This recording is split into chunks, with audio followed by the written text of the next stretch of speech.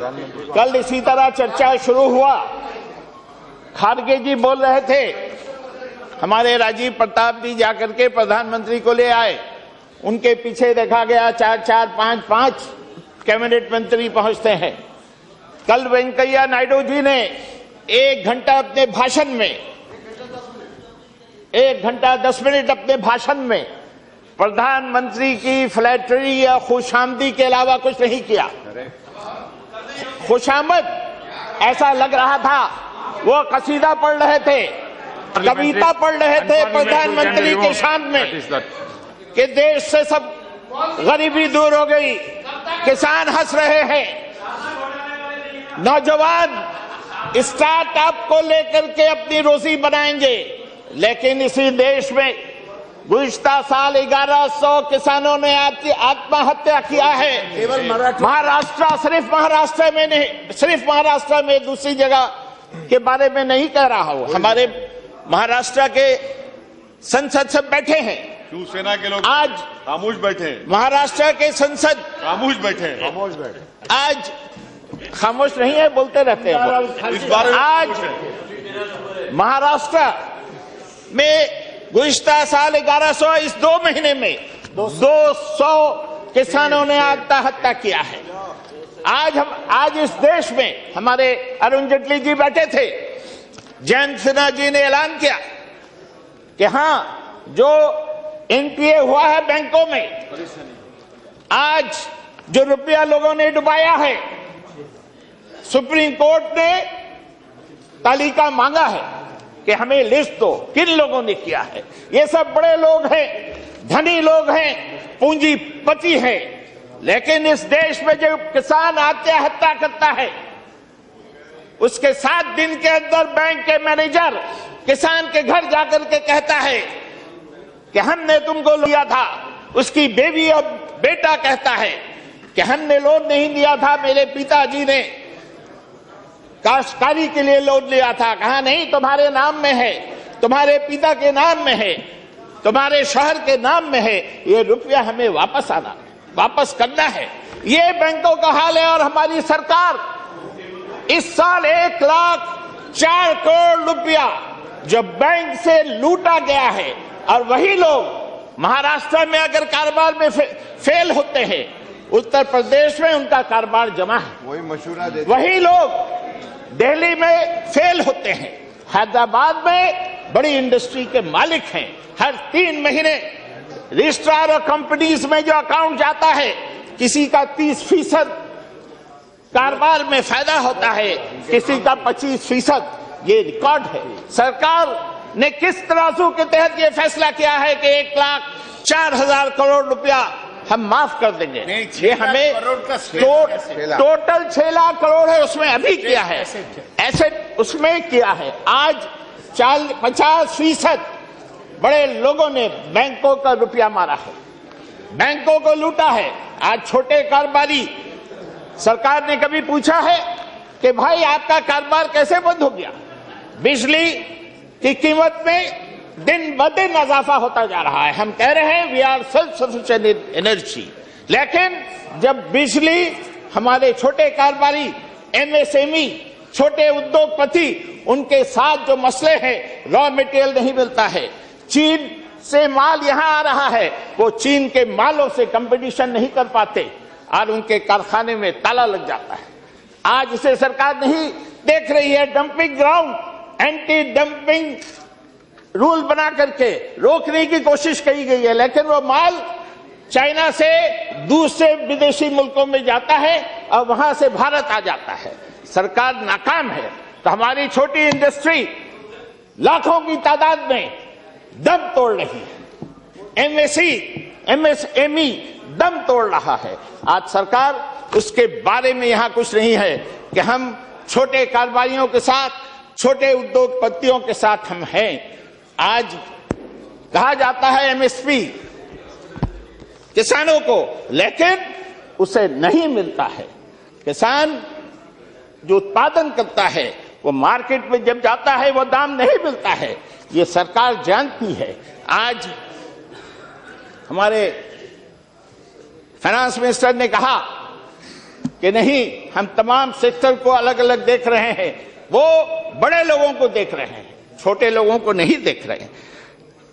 Deputy speaker sir, आज जहां पर हम दीनदयाल उपाध्याय जी के नाम से उनका भाषण शुरू हुआ है, वहीं आज नेताजी सुभाष चंद्र बोस का नाम लेकर के उनके नेशनलिज्म, राष्ट्रवाद जो उनका चिंताधारा था, उसको लेकर के उन्होंने खत्म किया है।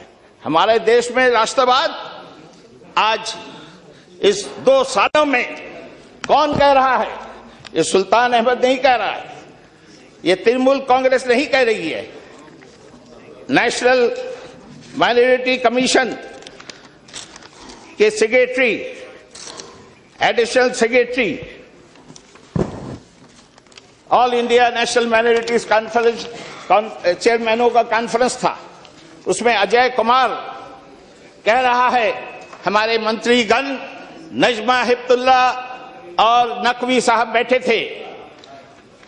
ये पढ़ो ना, पढ़ो। इंडियन एक्सप्रेस की रिपोर्ट है। Minister watching, minority panel official says can't sleep at night, माहौल वरिंग। वो कह रहे हैं कि सरकारी आदमी है, अजय कुमार एडिशनल सेक्रेटरी है, वो कहता है मुझे रात को नींद नहीं आती। अकलियतों के लिए माहौल अच्छा नहीं है देश में, ये रिपोर्ट देता है। आज अकलियत कैसे, आज जहां ऑफिसर कह रहा है रात नींद नहीं आती, वहां पर देश के 15 करोड़ कहिए, 20 करोड़ कहिए नहीं, प्रधानमंत्री को तो विदेश आने जाने से फुर्सत नहीं।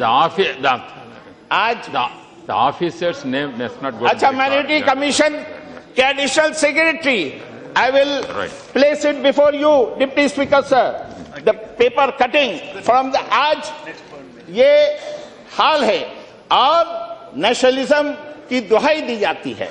लेकिन हमारे लोगों ने, नेताजी ने हमेशा आइडियोलॉजी जो उनकी थी, उन्होंने आजाद हिंद फौज बनाया था ब्रिटिश साम्राज्यवाद के खिलाफ लड़ने के लिए।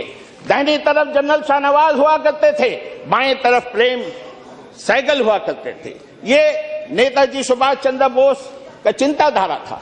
नेताजी सुभाष चंद्र बोस ने इंक्लूसिव नेशनलिज्म के लिए कहा था, और उनका नेशनलिज्म सिर्फ भारत नहीं, उन्होंने बुनियाद आजाद हिंद फौज की डाली थी अफगानिस्तान की सरजमीन पे, एक बंगाली होकर के सिंगापुर में उन्होंने बुनियाद डाली थी कि नेशनलिज्म सिर्फ, नेशनलिज्म राष्ट्रवाद नहीं, नेशनलिज्म को यूनिवर्सलिज्म के साथ जोड़ा था। आज ये नेशनलिज्म का सपना नेताजी ने दिया था।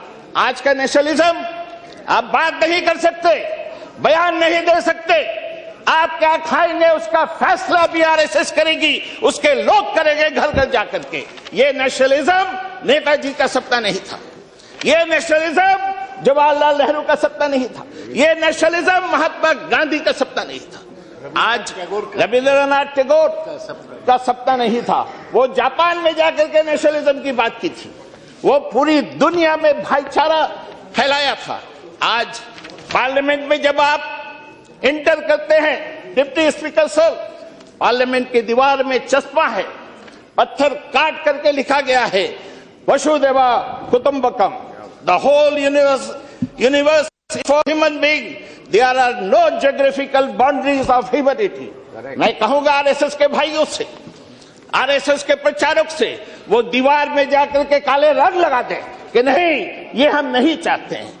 तुलसीदास ने कहा था, ये और पुरानी बात है, तुलसीदास ने कहा था कि हम मस्जिद में एक खैबो, ये मांग के खैबो, मस्जिद से सोईबो, कि हम मांग करके खा लेंगे, मस्जिद में जाकर के सोएंगे। तुलसीदास ने कहा था, रामायण में ये लिखा है। तुलसीदास ने कहा, पढ़ो थोड़ा, पढ़ो पढ़ो पढ़ो पढ़ो, तुलसीदास के रामायण पढ़े या झंडे वाला चले जाओ, मालूम हो जाएगा। रविंद्रनाथ टैगोर ने कहा था, patriotism can not be our final spiritual shelter. Rabindranath Tagore कह रहे हैं रविंद्रनाथ टैगोर कह रहे हैं, patriotism cannot be our final spiritual shelter. My refuge is humanity. क्या बात I will not buy glass for the price of diamonds. I will not buy glass for the price of diamonds. I will never allow patriotism to trump our humanity as long as I live. बहुत ये कहा कि इंसानियत पर हम किसी को तरजीह देना नहीं चाहते। कौन कह रहा है? रविंद्रनाथ टैगोर कह रहे हैं। ये परंपरा हमारी रही है। आज क्या हो रहा है बताओ। देश में मामूली अकलियती फिरका का लोग, चाहे वो अब्दुल खालिक हो दादरी का, चाहे पूंजीपति हो, कॉलेज का प्रोफेसर हो, यूनिवर्सिटी के स्टूडेंट्स थे, अखलाक की गलती क्या थी? अखलाक का कसूर क्या था? आज मैं आदरणीय होम मिनिस्टर साहब ने ये कोशिश कर रहे हैं कि मुस्लिम संप्रदाय को बुला करके समझाया जाए, लेकिन दिल जीतने का काम ये सरकार नहीं कर रही। इसलिए कि वो कोशिश करते हैं, दूसरे दिन हमारे लोग कहते हैं मुसलमान को आराम की नींद सोना है तो पाकिस्तान चले जाओ। यहीं से कहा जाता है, एक कदम, ये शर्म की बात है। किसे कहा जा रहा है? आज देश को सजाने में, देश को बनाने में, देश की अर्थनीति में आज क्या रोल नहीं है 15%, 20% अकलियतों का? आज क्रिश्चियन कम्युनिटी के गिरजों पे हमले हो रहे हैं। आज उन्हें नौकरियां नहीं मिल रही है। आज क्रिश्चियन परेशान है, ईसाई सोचने पे मजबूर है हमने क्या गलती की थी। आज ये सरकार यहां पर अकलियत ये समझता था, मैं खुद समझता था मोदी जी बहुत कड़े निकलेंगे, मोदी जी देश की इकोनॉमी को, देश की अर्थनीति को ठीक करेंगे। जो प्रधानमंत्री कहता हो कि हम खाएंगे ना खाने देंगे, आज लोगों का भरोसा था। लेकिन जिस तरह हमने देखा है गुज़िश्ता दिनों सरकार चलते हुए, वही हाल इस सरकार का हो गया है 2 साल के अंदर। हम किसी जमाने में कहा करते थे यूपीए की सरकार पॉलिसी पैरालिसिस पॉलिसी पे चल रही है, पॉलिसी को लकवा मार दिया है। क्यों? इसलिए कि यूपीए 2 यूपीए 1 का पावर सेंटर हो गया था 2, एक 10 जनपद और दूसरा प्रधानमंत्री। डॉक्टर मनमोहन सिंह को हम लोगों ने जनता को सुना है, लोग कहते थे बात नहीं करते, लेकिन हमारे ये फर्क सिर्फ ये देखने में आया कि हमारे प्रधानमंत्री ज्यादा बात करते हैं, काम कम करते हैं। आज जनता कह रही है। और 2 पावर सेंटर कांग्रेस को पैरालिसिस लकवा मार गया था 2012-13 में, और आज जो पावर सेंटर हुआ है, एक है प्रधानमंत्री का पावर सेंटर, दूसरा है नागपुर का पावर सेंटर। इस तरह से देश नहीं चलाएगा। नागपुर में किसको हेडक्वार्टर है? नागपुर में हेडक्वार्टर हमारे दोस्तों का है जो संसद में बैठे हैं। आज उनका वो इशारा सुनते हैं कितने दूर तक प्रधानमंत्री के पीछे जाना है, कितने दूर तक प्रधानमंत्री की पॉलिसी को समर्थन करना है। आज देश ऐसा नहीं चलेगा। डिप्टी स्पीकर साहब, आज हमारे देश में कई दिन पहले जो वाकया हुआ, हम ये समझते थे मोदी जी बड़े ताकतवर हैं, मोदी जी का 56 इंच का सीना है ना भाई? मैं तारीफ कर रहा हूं। अरे भैया मैं तारीफ कर रहा हूं, शुक्रिया कर रहा हूं। क्या बोले 56 से 36 हो गया, खुश हो गए? मैं तो 56 ही कह रहा हूं, मैं तो 56 ही कह रहा हूं, 36 नहीं कह रहा हूं। आज उनका हाल है। आज से 10 दिन पहले हमारे हरियाणा में सरकार किसकी है? सरकार बीजेपी की है। खट्टर क्या हुआ वहां? जाट नौजवानों ने रिजर्वेशन के डिमांड पे, दाबी पे 34,000 करोड़ का नुकसान हुआ है देश का। मोदी जी और हमारे राजनाथ सिंह जी करीब थे। राजनाथ सिंह जी को मोदी जी वैसे बोलते बहुत हैं, लेकिन अगर गुजरात में पाटिल आंदोलन होता है हार्दिक पटेल का, जाट आंदोलन में मोदी जी की जुबान नहीं खुली। राजनाथ सिंह जी सामने आए कि मैं देखता हूं। आज क्या है? देश चल रहा है, आज सैकड़ों लोग मारे गए हैं और जबरदस्त समाज में सोशल टेंशन, दरार पैदा हो गया है। लोग वहां रेप से लेकर के सब है उनके पास रिपोर्ट। हमारे राजनाथ सिंह जी जानते हैं सब, मैं मोदी जी दोहराना नहीं चाहता, लेकिन जो चुप्पी नहीं तोड़ रहे। चुप सीधी ऐसा लगता है कि मनमोहन सिंह ने अपनी कमजोरी अब मोदी जी को दे दिया है, चुप साधने वाली कमजोरी, कि चुपचाप रहो। आज इन हालात में देश को आगे ले जाने के लिए, आज जहां मैं कह रहा था पूरे देश में हमारे राजनाथ सिंह जी का दफ्तर की रिपोर्ट है, पूरे देश में 11 से 15 तक 3,365 फिरकावाराना फसादात हुए। अगर 50 साल का इतिहास लेंगे तो 50,000 से ऊपर फिरकावाराना फसादात इस देश में हुआ है। लेकिन आज हर महीने तकरीबन 58 से 60 कम्युनल इंसिडेंट हो रहे हैं। वहीं आज चले जाए बंगाल में, आज हमारे गवर्नर साहब ने विधानसभा में कहा है Bengal is free from all communal riots. Bengal में नहीं हुआ है। बंगाल में ममता बनर्जी की सरकार इंसाफ करना जानती है, नौजवानों को नौकरी दे रही है। मुस्लिम नौजवान जो पूरे देश में 2% के हाशिए पे आ गए हैं सरकारी नौकरियों में, ममता बनर्जी आप जाट के लिए सोच रहे हैं। मैं कहूंगा इस देश में हर तबका के लोगों के लिए, चाहे वो ब्राह्मण हो, चाहे वो खत्री हो, चाहे ये गरीबी के सतह पे आप आरक्षण दीजिए। कौन कितनी गरीबी लाइन के नीचे है। आज आपने जात पात के नाम पे आरक्षण दिया है, लेकिन अकलियत मुसलमान, अकलियत क्रिश्चियन को देने की बात आती है तो आप मुंह बोल लेते हैं। ये कैसे होगा? हमने सुना, आपने देखा बिहार में, बिहार की जनता ने, बिहार के गरीबों ने, बिहार के किसानों ने किस तरह इस सरकार के खिलाफ, इसलिए कि पूरे मोदी सरकार के खिलाफ, इसलिए कि पूरे देश में वातावरण ऐसा होता है कहीं निर्वाचन होने से कि मोदी जी का मुकाबला हो रहा है उस सूबे के होने वाले मुख्यमंत्री से।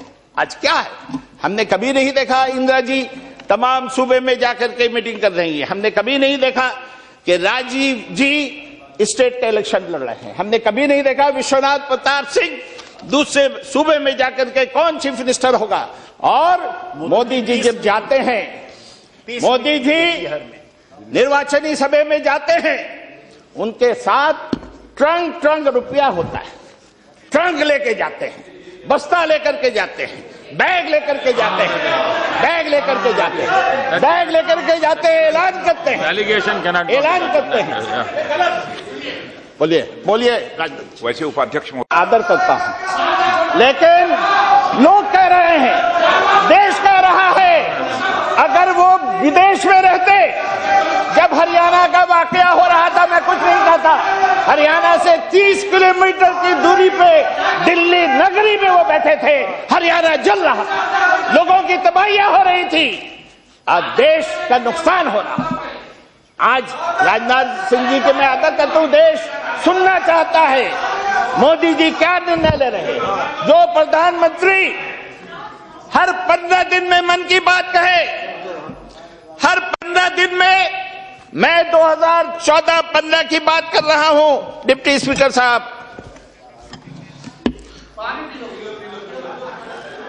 पानी पिलाने के पहले पानी पीना पड़ता।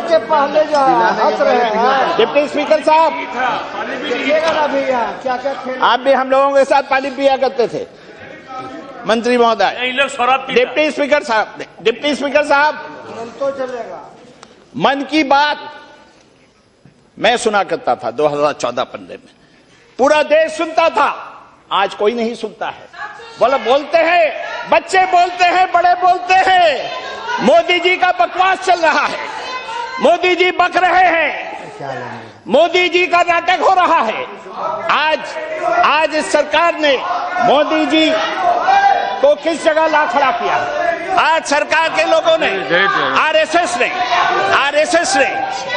ठीक हो, ठीक हो रहा Modi ji, Sultan Ahmad, please please please, Modi ji की बात और लोग नहीं सुन रहे हैं भाई, सुल्तान अहमद, सिर्फ आप सुनते होंगे।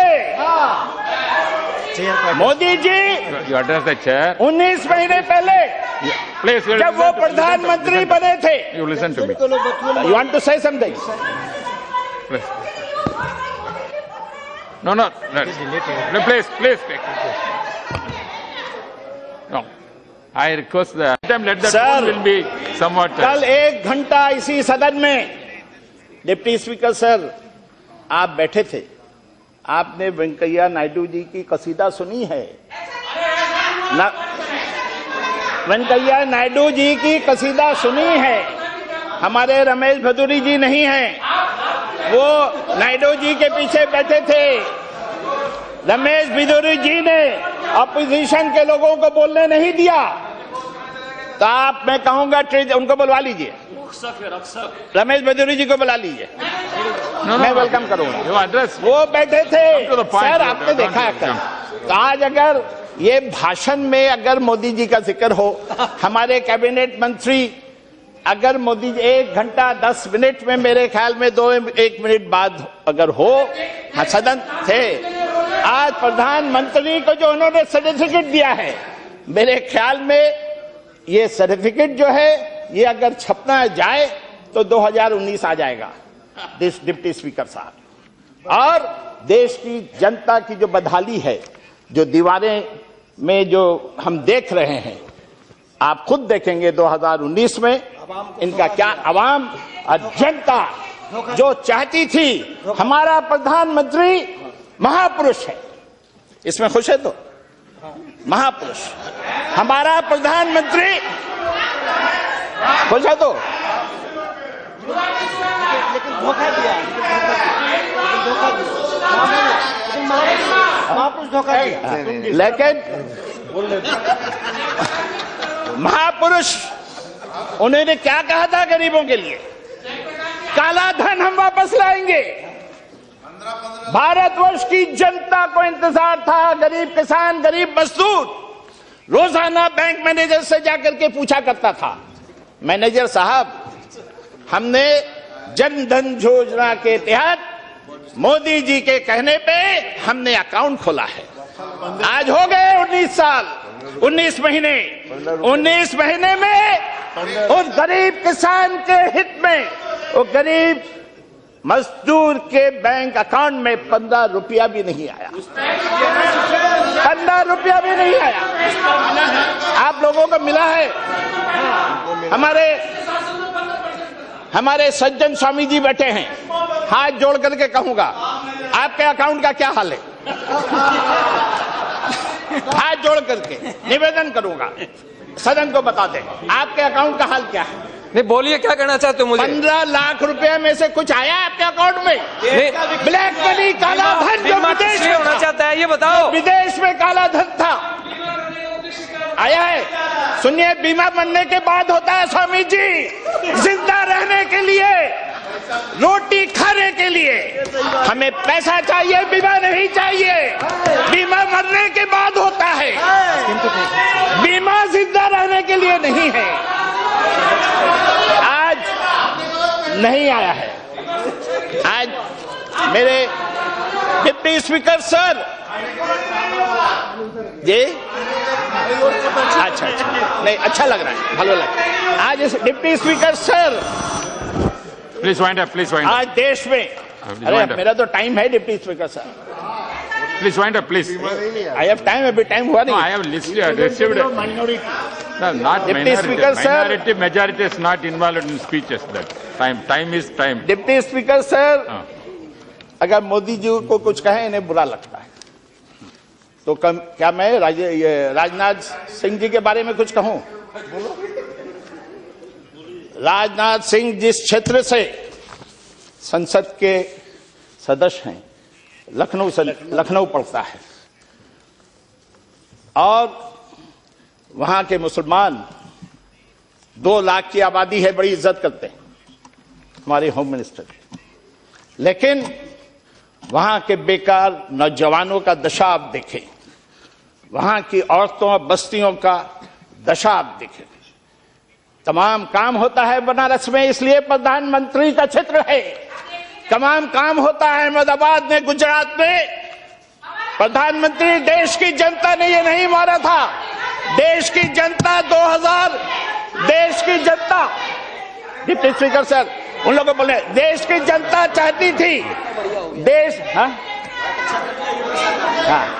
तो ये देश की जनता चाहती थी, मैं चाहता था, मेरी पार्टी चाहती थी।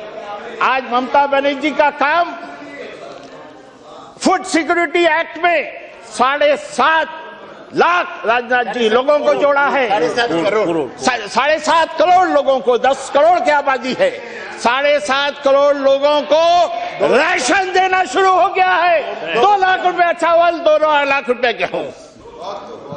अल्पसंख्यकों के लिए ममता बनर्जी ने ओबीसी का एम्बिट, मैं कह रहा था लखनऊ के बारे में, इसलिए कह रहा हूं। उत्तर प्रदेश सरकार से भी कहूंगा ओबीसी का एम्बिट बढ़ा दिया जाए। अरे भैया काहे बिगड़ते हो?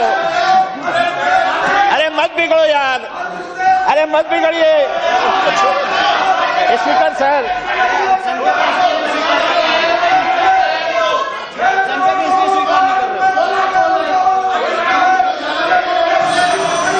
नेक्स्ट टाइम बारे में भी कह दो कुछ, उनके डिपार्टमेंट के बारे में, डिपार्टमेंट उनके बारे में, आपका डिपार्टमेंट चलाइए। आपने, माननीय प्रधानमंत्री जी ने, नहीं आप सुन रहे हैं तो आप सुने सिर्फ, माननीय प्रधानमंत्री ने एक बहुत ही अच्छा दफ्तर काम काज करने का रूडी जी को दिया, स्किल डेवलपमेंट। कल मैं उनसे सुन रहा था कि पूरे देश में, उसको खोल दीजिए, सुनाई दे रही है? Please please. पूरे देश में, डिप्टी स्पीकर साहब आप लोग भी सुनिए, अब मैं प्रधानमंत्री के बारे में कुछ नहीं कहूंगा, चलिए ठीक है। पूरे देश में स्किल डेवलपमेंट के नाम पे एक ढोंग शुरू हो गया। स्किल डेवलपमेंट देखेंगे आप, ढोंग कि हम पूरे देश के नहीं, नौटंकी नहीं बोलेंगे, रूडी जी नाराज हो जाएंगे। पूरा ढोंग शुरू हो गया है कि पूरे देश के नौजवानों को बारोजगार हम करेंगे, रोजगार से जोड़ेंगे। सुनिए, बारोजगार, अरे यार हिंदी समझो, बारोजगार, अरे बिहार से ताल्लुक है यार, हिंदी उर्दू समझना चाहिए। बारोजगार, रोजगार से हम जोड़ेंगे। लेकिन हाल क्या है इनके डिपार्टमेंट का? 19 महीने हो गए इनका। 2014-15, आओ बंगाल आइए, बंगाल, मैं आपको निमंत्रण कर रहा हूँ, बंगाल आइए, देखिए बंगाल आइए। इन लोगों ने कुछ नहीं किया, मुझे मत कहिए इन लोगों ने नहीं किया, मुझे मत जोड़िए। Rudy ji please, you want to say something? Sir कितना देर हमने कहा sir? I have give me 5 minutes time, 5 minutes, 5 minute sir, 5 minute. Okay, you address the chair. Deputy speaker sir, don't waste your time. 2014-15 में try to address chair. Target किया था रूडी जी के दफ्तर ने, 2,10,000 नौजवान को हम स्किल ट्रेन करेंगे। क्या सुनिए, कुल में कितने हुए एक साल में? शर्म आएगी लोगों को, 86,000 कुल में, पूरे देश में 86,000। और प्लेसमेंट कितने लोगों को दिया है? जहां करोड़ों की तादाद में बेकार नौजवान नजर आ रहे हैं, एम्प्लॉयमेंट एक्सचेंज में लाइन लगा रहे हैं, आत्महत्या कर रहे हैं, खुदकशी कर रहे हैं। कुल में इतने बड़े देश में जहां करोड़ बेकारी है, 58,000 नौजवानों को उन्होंने प्लेसमेंट दिया है, नौकरी नहीं दी है। 2015-16 में 2.25 लाख का टारगेट है, और 15-16 में ट्रेन करने का इनका इरादा है 1.25 लाख। तो ये मोदी जी का फ्लैगशिप प्रोग्राम कहा गया, मोदी जी का फ्लैगशिप प्रोग्राम ये कहां हो रहा है? आज आप देखेंगे 2-4-6 महीना में आप स्किल डेवलपमेंट SS हो जाएगा, SSS, SDS, skill development scam. Rudy ji आप खबर ले, आपका डिपार्टमेंट का स्कैम शुरू हो जाएगा। कारखाने के मजदूरों को पकड़ करके कारखाने के एजेंसी कह रही है कि भाई हमें ट्रेन करेंगे, उसके एवज केंद्र सरकार पैसा दे रही है। आज क्या हो रहा है सर, आज इस सरकार, एक निवेदन में कह रहा हूं, सरकार को सबों को लेकर के चलना चाहिए सर। आज देश का मुसलमान, देश का दलित, देश का क्रिश्चियन आज बेचैन हो जाता है जब वो देखता है देश का गरीब, बड़े लोगों के लिए काम हो रहा है, स्टार्टअप हो रहा है, मोबाइल बिक्री हो रहा है, लेकिन किसी गांव में अगर किसी की हत्या होती है, मरता है, तो वो रोता है, चाहे वो दलित हो, चाहे मुसलमान हो, चाहे क्रिश्चियन हो। सबों को लेकर के आप चले, इंसाफ करें। मोदी जी से हम इंसाफ चाहते हैं। मोदी जी से हम चाहते हैं कि वो जब मुस्लिम नेताओं से मिलते हैं कहते हैं कि मुसलमान कभी आतंकवाद नहीं हो सकता, हिंदुस्तानी मुसलमान दाइश नहीं हो सकता। हमारे राजनाथ सिंह जी ने कहा है, मैं उन्हें अभिनंदन जनाता हूं, लेकिन उनके लोग जब नागपुर से आदेश आता है कि मोदी जी गलत बोल रहे हैं, ऐसा नहीं है, तो मुसलमानों पे आफतें आ जाती हैं, जाट अटैक होता है। चलिए मालदा ले जाइए अर्जुन जी, चलिए दिखाएंगे कितने अच्छे तरीके से मालदा की मट्टी में हिंदू मुसलमान एक साथ जिंदगी गुजार रहे हैं। यह है ममता बनर्जी का कमाल। Mamata Banerjee being chief minister कर दिखाया है। होम मिनिस्टर राजनाथ सिंह जी जाने वाले थे मालदा, जब उन्हें रिपोर्ट मिल गई मालदा में सब ठीक है, उन्होंने कहा मैं नहीं जाऊंगा। आज देश में अगर देश को कैसे चलाना, एक नमूना लीजिए बंगाल को, पश्चिम बंगाल को नमूना लीजिए, मुसलमानों, क्रिश्चियन, दलितों के साथ कैसे इंसाफ किया जाता है। बंगाल को हम एग्जाम्पल बनाए, बंगाल को सैंपल करें। मैं तमाम अपने भाई, आरएसएस के भाई भी हैं, बीजेपी के संसद है, सब हैं, सबों को मैंने ऑनरेबल डिप्टी स्पीकर